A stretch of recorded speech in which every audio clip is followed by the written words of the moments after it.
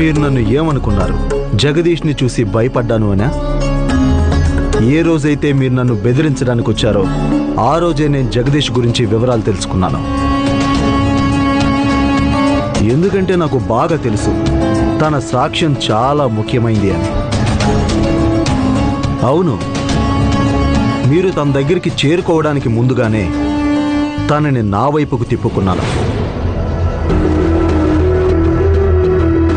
బలవాన్ గారు, ఎక్కడైతే మీ ఆలోచనలు ఆగిపోతాయో అక్కడి నుంచే నా ఆలోచనలు మొదలవుతాయి.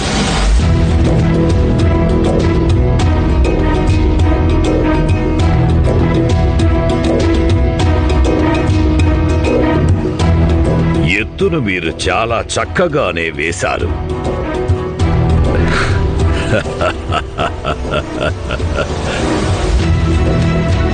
కానీ నా తరువాతి ఎత్తును మీరు సంభాళించుకోలేరు.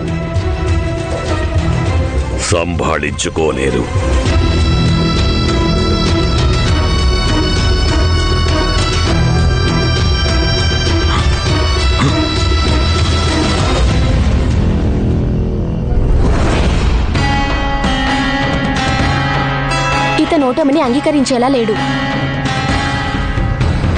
విషపూరితమైన పాములు ఎక్కడుంటాయో అక్కడ మనం ఉండకూడదు.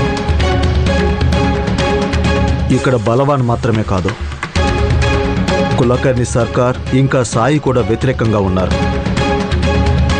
సైనికులకు చెప్పు, మనం తెల్లవారడానికి ముందే ఇక్కడి నుండి మన నాసికాశ్రమానికి బయలుదేరాల్సి ఉంటుంది అని.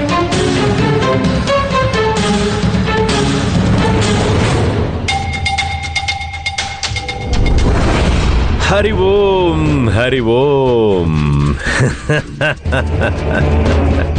ఇప్పుడొస్తుంది అసలు మజా. చూస్తాను నేను ఆ బైరాగి ప్రేమ సైన్యాన్ని ఎలా ఆపుతాడో. మీరిద్దరూ ఒక పని చెయ్యాలి.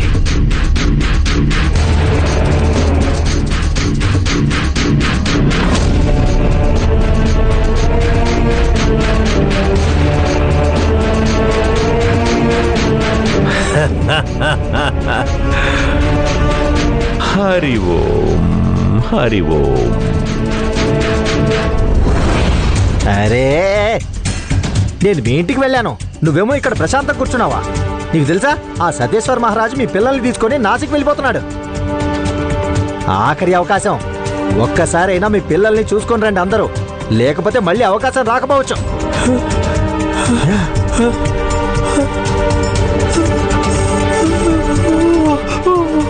వెళ్ళు వెళ్ళు. వెంటనే వెళ్ళి ఆ బైరాగితో వాడిని ఆపమని చెప్పు.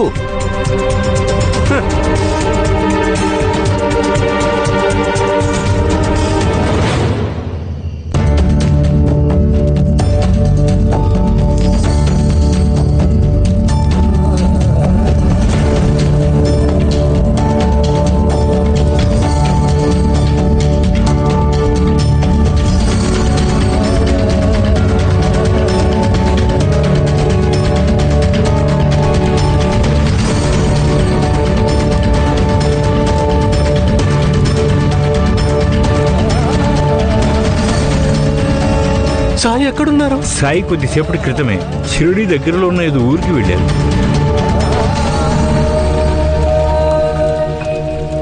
సాయికి తెలియకుండా ఏదీ ఉండదు. సతేశ్వర్ ఏం పన్నాగం పన్నాడని ఆయన ఖచ్చితంగా తెలిసే ఉంటుంది. అయినప్పటికీ అతను పారిపోయాడు.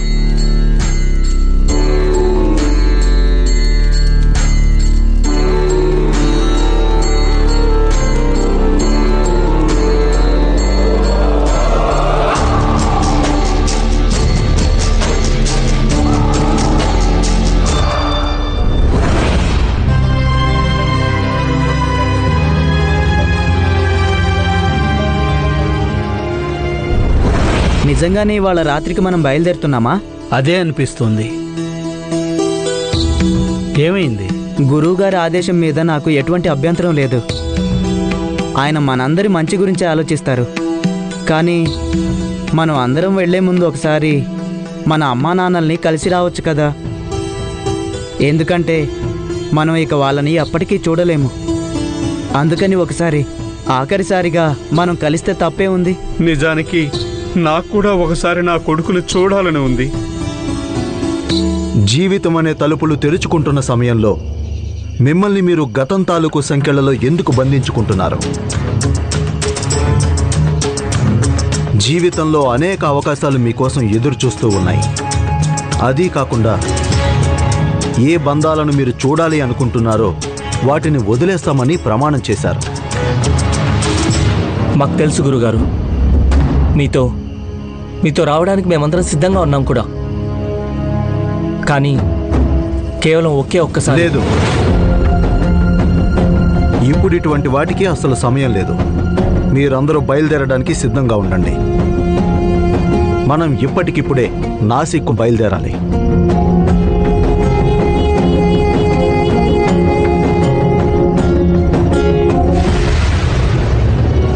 అదీ కాకుండా మనం ఇప్పుడు ప్రేమ్ నగర్ని నిర్మించే పనిని మొదలు పెట్టాలి.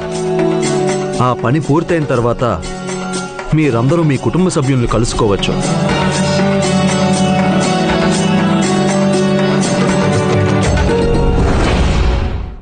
హరి ఓం హరి ఓం. చూశారు కదా మీరందరూ, ఎవరినైతే మీరు కొలుస్తూ దేవుడు అనుకుంటూ వచ్చారో అతడు మీ కష్ట సమయంలో వదిలేసి పారిపోయాడు. ఇలా జరగాల్సిందేలే. ఆయన అసలు తప్పంతా మీదేనయ్యా. ఆ బైరాగి మాటలు విని శ్రద్ధ సబూరి అన్నారుగా.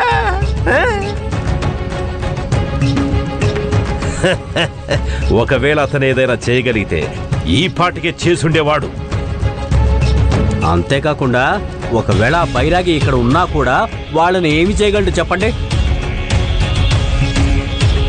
ఆ సతేశ్వర్ దగ్గర వేల కొద్ది సైన్యం ఉంది, అర్థమైందా? సతేశ్వర్ లాంటి వాళ్ళు వేల మంది కాదు, లక్షల మంది ఉన్నా కూడా బుద్ధి చెప్పగలడు నా సాయి. అలాగా? అయితే అతను ఎందుకని పారిపోయాడు బాజా అక్క? చెప్పండి, ఎందుకు పారిపోయాడు? అతనికి తెలుసు మీకు చెప్పడానికి తన దగ్గర ఎలాంటి సమాధానం లేదు అని. అసలు ఇది కదా బైరాగి వ్యక్తిత్వం. ఇక మీ పిల్లల్ని ఎవ్వరూ కాపాడలేరు, ఎవ్వరూ కాపాడలేరు. హరి ఓం.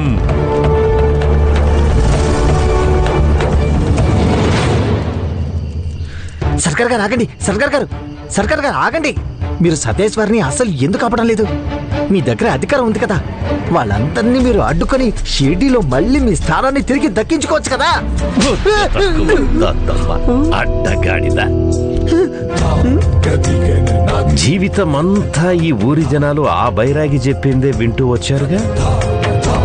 వాళ్ళ పిల్లలు ఇక్కడి నుంచి వెళ్ళిపోతే దానివల్ల నాకొచ్చే నష్టం లేదు.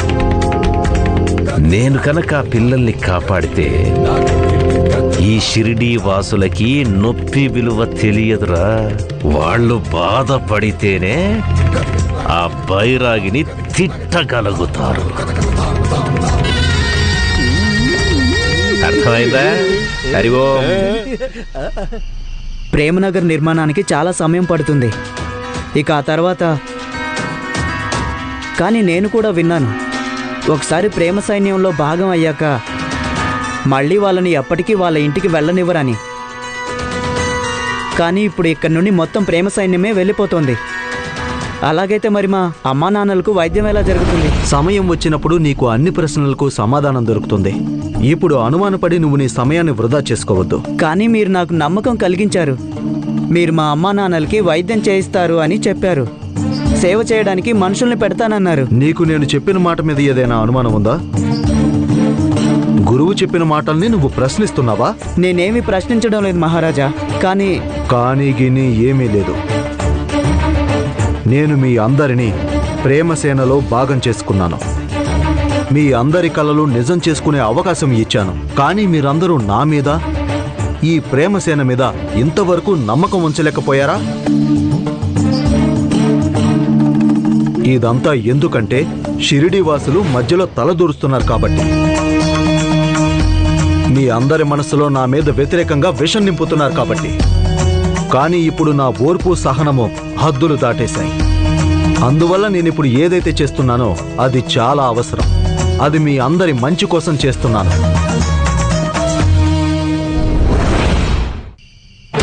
మన వాళ్ళు కొంతమంది దారి తప్పారు. వాళ్ళందరూ తిరిగి సరైన దారిలోకి వచ్చేంత వరకు వాళ్ళందరూ కూడా మీ బాధ్యతని గుర్తుంచుకోండి. వీళ్ళందరి బాధ్యత ఇక మీ మీదే ఉంటుంది. వీళ్లలో ఎవరు కూడా శిబిరం నుండి బయటికి వెళ్ళకూడదు. మనం ఇక్కడి నుండి బయటికి వెళ్ళేటప్పుడు ప్రతి ఒక్కరూ కూడా మనతో కలిసి నడవాలి. అలాగే మహారాజా. ఒక్కసారి కలవనివ్వండి మహారాజ్. అవును మహారాజ్, అవును. మమ్మల్ని వెళ్ళనివ్వండి. తిరిగి వస్తామని మేమందరం ఒట్టేస్తున్నాం. మమ్మల్ని వెళ్ళనివ్వండి. రండి. లేదు కేవల్, గురువు గారి ఆదేశం. ప్రేమ సైనికులందరూ ఆయన్ని ఎంతగానో నమ్ముతున్నారు. ఎవరైనా గురువు గారి ఆజ్ఞను పాటించలేదంటే అది నాకు అస్సలు నచ్చదు. మన సైనికుల మధ్యలో మతభేదాలు రావడం నాకు ఇష్టం లేదు. అందుకని ఏ నిష్ఠతో అయితే ప్రేమ సైన్యంలో భాగమయ్యారో అదే నిష్ఠతో మీరు ఆజ్ఞను పాటించండి. అంతా సర్దుకుంటుంది. మహారాజు ఇంతవరకు ఇలా ఎప్పుడూ చేయలేదు. ఆయన మా ద్వారా ప్రతి ప్రేమ సైనికుల ఇష్టాల గురించి తెలుసుకుంటూ వచ్చారు. అందుకని మీరందరూ మొండికేయకుండా మాకు సహకరించండి. నాకు పూర్తి నమ్మకం ఉంది, ఇందులో మీ మంచే ఉంటుంది. మేము మీ అందరి విషయంలో బలవంతం పెట్టాలి అనుకోవడం లేదు. ప్రేమ సైన్యంలో ప్రతి పని ప్రేమగానే జరగాలి.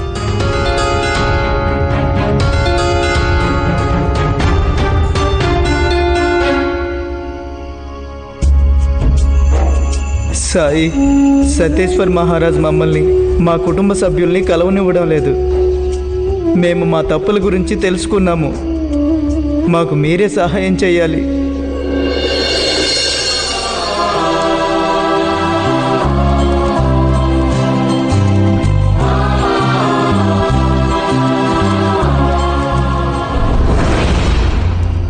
అంటే నిజంగానే సాయి మాకు సహాయం చేయాలనుకోవడం లేదా? మన జీవితం అంతా సాయిని పూజించాము. ఇవాళ సాయి ఇక్కడ లేరు. మన పిల్లల్ని సతీశ్వర్ నుంచి కాపాడడం కోసం. చూడండి, మీరు దయచేసి శాంతించండి, ధైర్యంగా ఉండండి. సాయి ఇలా ఎవరిని కూడా కష్టాల్లో వదిలేసి వెళ్ళిపోరు. నమ్మకం ఉంచండి. సాయి ఇక్కడ లేరు, కానీ తను ఎక్కడున్నా సరే మన గురించే తను ఆలోచిస్తూ ఉంటాడు. అయినా మనం ఉన్నాం కదా, మనమందరం కలిసి ఆపుదాం సాయి వచ్చేంత వరకు. అవును పిన్ని, మనం అందరం ఉన్నాం కదా. మనం అందరం వెళ్ళి ఆపుదాం ఆ సతీశ్వర్ని. కావాలంటే మరికొందరిని పిలుద్దాం. ఇప్పుడు ఏది ఏమైనా సరే మనం ఆ పాపాత్ముడు సతీశ్వర్ మన ఊరి పిల్లల్ని తీసుకెళ్ళనివ్వకూడదు. నాతో పాటు పదండి, పదండి.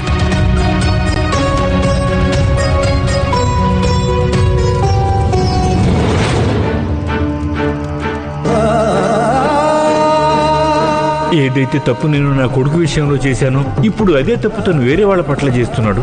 వీళ్ళందరి బాధలకి బాధ్యుణ్ణి నేనే. నా అలాంటి మనిషికి బ్రతికే అర్హతే లేదు.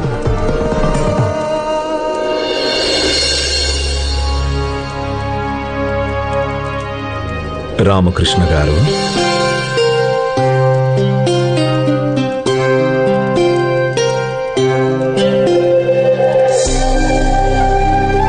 తప్పుని తెలుసుకున్నాక దాని నుండి మీరు పారిపోకూడదు. దాన్ని స్వీకరించండి, అలాగే సరిదిద్దుకోండి.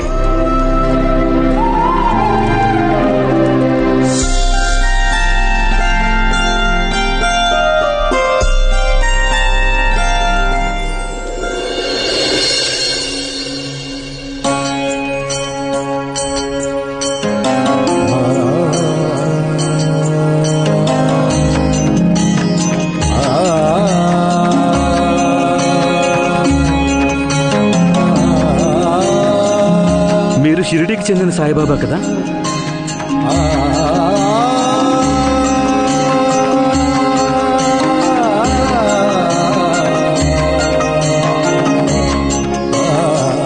సాయిబాబా తనకి నాకు ఆయన తెలుసు.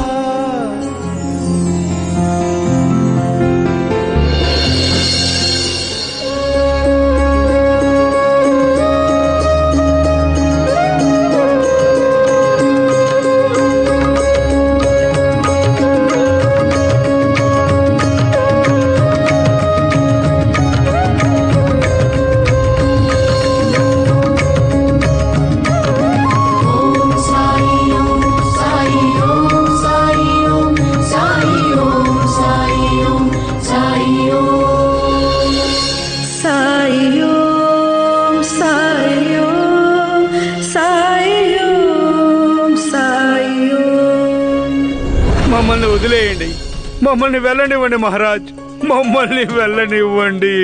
మమ్మల్ని ఇలా బందీలు వెళ్ళనివ్వండి మహారాజ్, మమ్మల్ని వెళ్ళనివ్వండి. మహారాజా, మేము వెళ్ళనివ్వండి. వెళ్ళనివ్వండి. మమ్మల్ని వెళ్ళనివ్వండి.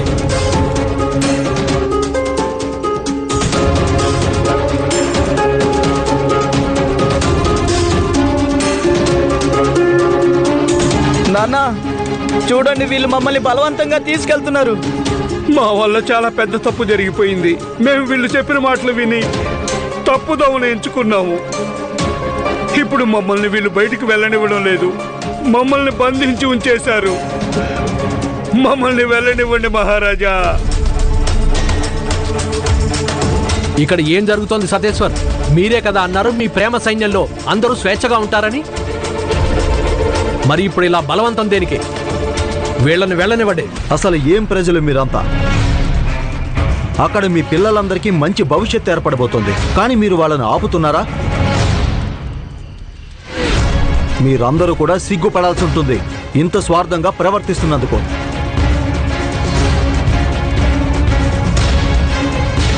చూస్తున్నారు కదా మీరందరూ, కుటుంబం అంటే ఇలాగే ఉంటుంది. ఇక్కడ మనం అందరం అభివృద్ధి చెందడానికి ముందుకి సాగుతూ ఉన్నాం, కానీ ఈ సమాజం ఇంకా కుటుంబం మనల్ని ఎప్పుడూ కూడా ఆపుతూనే ఉంటుంది. ఎవరైనా ముందుకు సాగితే అది వీళ్ళు అస్సలు తట్టుకోలేరు. కానీ నేను మీ అందరి గురించి ఆలోచిస్తున్నాను. మీ అందరినీ నేను సైనికులుగా చేసినప్పుడు నేను కూడా ప్రమాణం చేశాను, నేను మీ అందరికీ భవిష్యత్తు నిర్మించి తీరుతాను అని. దానికోసం నేను చివరికి ఎవరితో అయినా పోరాడతాను. మీరందరూ ఇంతవరకు మీ పిల్లల భవిష్యత్తు గురించి ఆలోచించలేదు. కనీసం ఇప్పటికైనా వాళ్ళ బతుకు వాళ్ళని బతకనివ్వండి. వాళ్లతో సేవలు చేయించుకోవడం కోసం వారి ఉజ్వల భవిష్యత్తును నాశనం చేయకండి. అసలు కుటుంబం గురించి నీకేం తెలుసు సతేశ్వర్? అసలైన కుటుంబంలో బలవంతపు ఒత్తిళ్లు ఎప్పుడూ ఉండవు. సంతోషంగా అందరూ స్వంతమనే భావనతో సంతోషాల్ని పంచుకుంటారు, ఇష్టపూర్వకంగా. కానీ అక్కడ మీ ప్రేమ సైన్యంలో అందరినీ కూడా బందీలుగా మారుస్తున్నారు. నువ్వు అనుకోవచ్చు, నీ సైనికులందరూ మా పిల్లల్ని చుట్టుముట్టి ఏం చూపిస్తున్నారంటే నువ్వెంత బలవంతుడివో అని. కానీ ఇవాళ నువ్వు అసలైన కుటుంబ బలాన్ని చూస్తావు. ఈ ఊరంతా ఒక్కటే కుటుంబం. ఇవాళ నిన్ను ఈ కుటుంబం తమ పిల్లల్నిక్కడి నుంచి ఎక్కడికి తీసుకెళ్లనివ్వదు.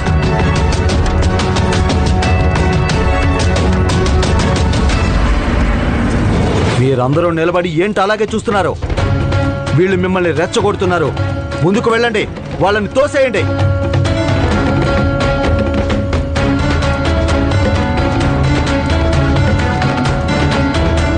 చూడండి, మీరందరూ అడ్డు తప్పుకోండి.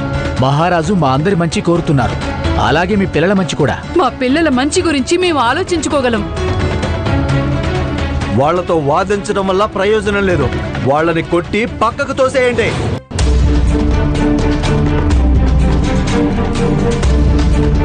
మహారాజు ఇలా ఎప్పుడూ అనలేదే. వీళ్ళలో చిన్నపిల్లలు, ముసలివాళ్ళు, ఆడవాళ్ళు కూడా ఉన్నారు. మనం వీళ్ళ మీద చెయ్యేలా వేస్తాము. మహారాజు అలా అన్నారంటే దానికి ఏదో కారణం ఉండే ఉంటుంది. మనం ఆయన మాటలను అనుమానించకూడదు, చెప్పింది చేయడమే. ఏంటి ఇంకా గుసగుసలాడుతున్నారు? వెళ్ళి వాళ్ళ అడ్డు తొలగించండి.